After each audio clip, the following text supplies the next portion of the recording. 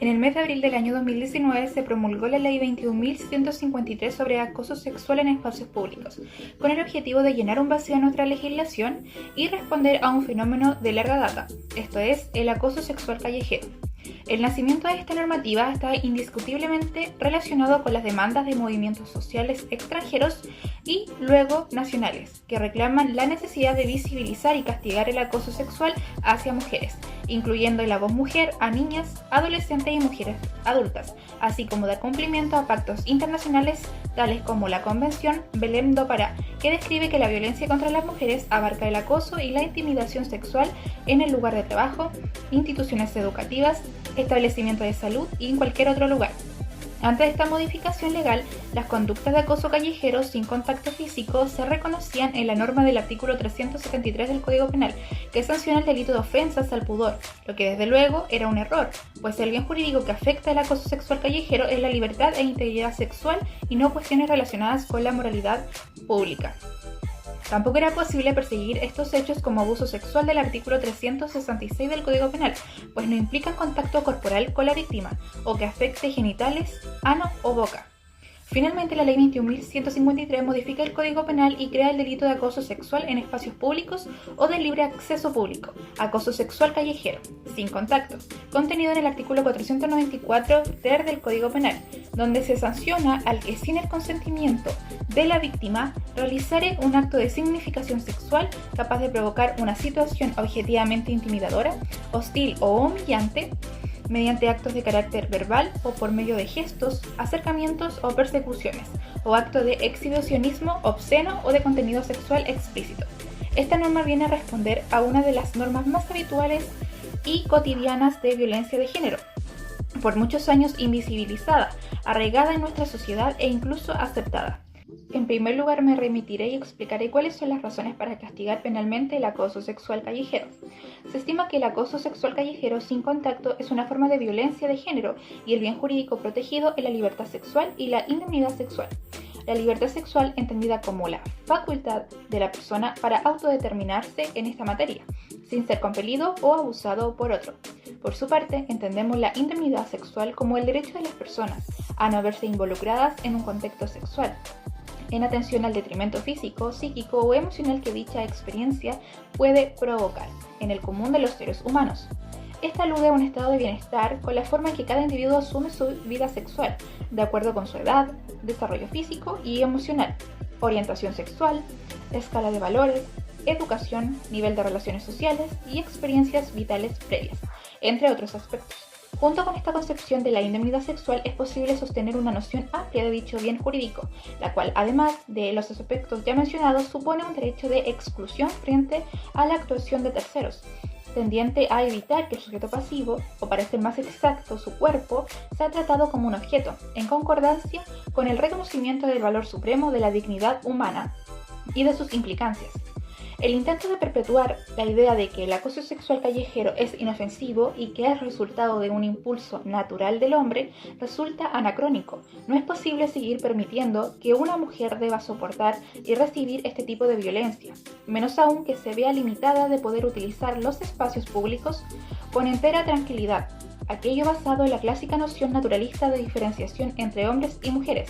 perpetuando la concepción de que si somos hombres se asocia a lo masculino, con atributos que responden a lo fuerte, público, dominante y racional, o si somos mujeres en donde se nos asocia a lo femenino, con las características principales de la sensibilidad, debilidad e irracionalidad. Por otra parte, durante la discusión parlamentaria se dio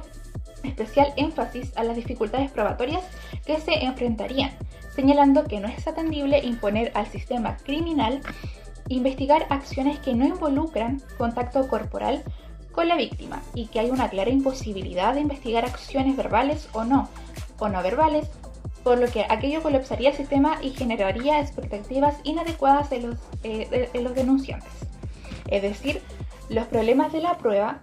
se producirían porque víctima e imputado por lo general son personas desconocidas entre sí, y estos hechos habitualmente ocurren en lugares con gran aglomeración de personas, lo que dificulta aún más la individualización del autor, sumado a la dificultad intrínseca de probar la existencia de actos de carácter verbal. Ahora bien, si se sostiene la imposibilidad de investigar hechos que consistan en acciones verbales, no se podrían investigar entonces las amenazas y el trato degradante. En el mismo sentido, cuando se señala la dificultad que provoca el hecho que víctimas e imputados sean personas desconocidas entre sí, tampoco podríamos investigar los robos. Efectivamente, en ambos ejemplos existe dificultad, pero aquello no puede ser razón para la impunidad. Que el acoso callejero ocurra en lugares con alta afluencia de personas no debe ser un obstáculo para su persecución. En segundo lugar, haré mención sobre la tipificación del acoso sexual sin contacto en espacios públicos o de libre acceso público. El tipo penal establece una cláusula expresa de subsidiariedad, operando como figura residual frente a otras conductas de mayor penalidad. En cuanto al tipo objetivo, el sujeto activo puede ser un hombre o una mujer, tratándose entonces de un delito común. En cuanto al sujeto pasivo, puede tratarse de un hombre o una mujer de cualquier edad, con especial precaución en cuanto a los menores de 14 años y las conductas de exhibicionismo. La ejecución del acto de significación sexual debe realizarse sin mediar el consentimiento de la víctima, por lo que la demostración de que la víctima consintió en la realización de los actos de significación sexual dará lugar a una causal de atipicidad. Sin embargo, uno de los elementos más complejos de conceptualizar es que el acto delictivo sea capaz de provocar una situación objetivamente intimidatoria, hostil o humillante. Por su parte, el acoso sexual callejero sin contacto no exige que el acto sea de relevancia, como en el caso de los abusos sexuales. La exigencia es la capacidad de provocar objetivamente una situación intimidatoria, hostil o humillante. Desde un punto de vista subjetivo, la figura solo admite una forma de ejecución dolosa, pudiendo ser el dolo directo o eventual, y por tratarse de una falta solo puede ser castigado cuando alcanza la consumación. Ahora bien, respecto a la exigencia del tipo penal, cuando menciona que debe ser una provocación de una situación objetivamente intimidatoria, hostil o humillante, puedo mencionar que una situación objetivamente intimidatoria se puede entender diferente a la intimidación como anuncio de causar un mal, sino la creación de un entorno o contexto intimidatorio, es decir, que causa o infunde miedo, temor. En cuanto a una situación hostil, esta se presenta cuando se forma un clima de enemistad, confrontación o disputa con la víctima. Y situación humillante, por último, consiste en el sometimiento a un trato degradante, cosificando a la víctima, menospreciándola o otorgando el carácter de un simple objeto. El hecho de que la norma contenga el término objetivamente introduce evidentes exigencias interpretativas, debiendo utilizarse criterios objetivos e imparciales para poder determinar cuándo se está frente a la situación exigida por el tipo penal, dejando al margen con consideraciones subjetivas de la víctima. Y por último, haré mención respecto de la investigación del acoso sexual callejero sin contacto. Bueno, en virtud de las obligaciones asumidas en tratados internacionales, se exige a los órganos del Estado el deber de actuar con la debida diligencia respecto a la conducción de la investigación y la eventual ejercicio de la acción penal de forma inmediata, exhaustiva, seria e imparcial. En cuanto a las diligencias investigativas, es primordial contar con la declaración de la víctima, la que no tiene tratamiento especial, aunque se trate de niños, pues este delito no está contemplado en el catálogo de la Ley 21.057. A este respecto, es importante capacitar a los policías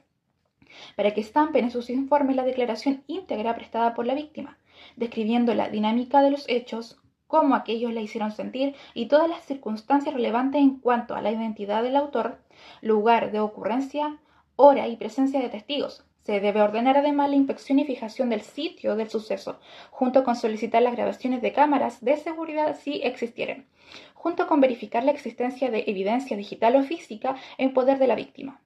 Atendiendo a cómo ocurren estos hechos, es una diligencia relevante obtener la declaración de testigos de contexto que podrán reforzar la credibilidad del relato de la víctima ante un eventual juicio, además de solicitar la información médica correspondiente, atenciones psicológicas o de otro tipo que haya tenido el ofendido. Por último, y en conclusión, puedo decir que la Ley 21.153 sobre acoso sexual en espacios públicos, que modifica el Código Penal, es sin duda un gran avance en la reivindicación de los derechos de las mujeres. Es una de las respuestas esperables al fenómeno de la violencia de género y específicamente la violencia sexual en el ámbito público.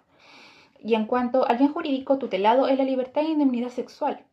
Pero por la característica de estos hechos, al impedir a las mujeres desarrollarnos o desarrollar su vida en la esfera pública, causando un detrimento físico y psíquico, el daño se ramifica afectando a otros bienes jurídicos, tales como la honra, la dignidad, la libertad personal, igualdad, seguridad individual y también la salud. Atendida la entidad del bien jurídico protegido, podemos concluir que no hay contravención al principio de lesividad y proporcionalidad de la pena. En cuanto al contenido de la norma, creo que al establecer un criterio objetivo para determinar cuándo estamos frente a la situación exigida por el tipo penal, dejando al margen consideraciones subjetivas de la víctima, facilita la labor del juzgador y eso queda de manifiesto al revisar algunas sentencias condenatorias de diferentes tribunales del país, tratándose de actos de evidente significación sexual, con la capacidad suficiente de provocar objetivamente una situación objetivamente intimidatoria, hostil o humillante. Muchas gracias por su atención.